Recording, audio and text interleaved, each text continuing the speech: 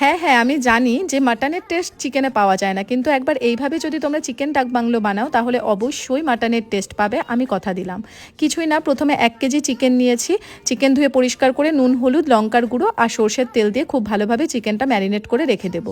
কড়াইতে পরিমাণ মতো সর্ষের তেল গরম করে আগে থেকে টুকরো করে কেটে রাখা আলু নুন হলুদ দিয়ে ভেজে তুলে রাখবো। তারপর ওই তেলের মধ্যে আগে থেকে সেদ্ধ করে রাখা ডিমগুলোকেও নুন হলুদ দিয়ে ভেজে তুলে রাখতে। আর তোমরা তো সবাই জানো চিকেন ডাক বাংলো বানাতে ডিম আর আলু ছাড়া কিন্তু রান্নাটা অসম্পূর্ণ থেকে যাবে।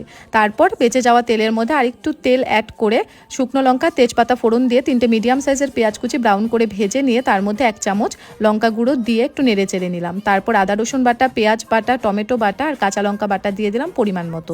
নুন হলুদ লঙ্কার গুঁড়ো দিয়ে খুব ভালোভাবে মশলা কষিয়ে তেল ছেড়ে আসলে আগে থেকে নুন দিয়ে ফেটিয়ে রাখা টক দইটা দিয়ে কন্টিনিউয়াসলি নাড়াচাড়া করে কষিয়ে নিতে হবে। যখন তেল ভেসে উঠবে তখন আগে থেকে ম্যারিনেট করা চিকেনটা দিয়ে দিতে হবে, দিয়ে খুব ভালোভাবে মিশিয়ে নিয়ে ঢেকে রাখতে হবে। যখন চিকেন থেকে জল বেরিয়ে আসবে তখন জলটাকে শুকিয়ে নিয়ে খুব ভালোভাবে মাংস কষিয়ে নিয়ে আগে থেকে ভেজে রাখা ডিম আলু আর গরম জল দিয়ে ফুটিয়ে নামিয়ে নিলেই রেডি চিকেন ডাক বাংলো।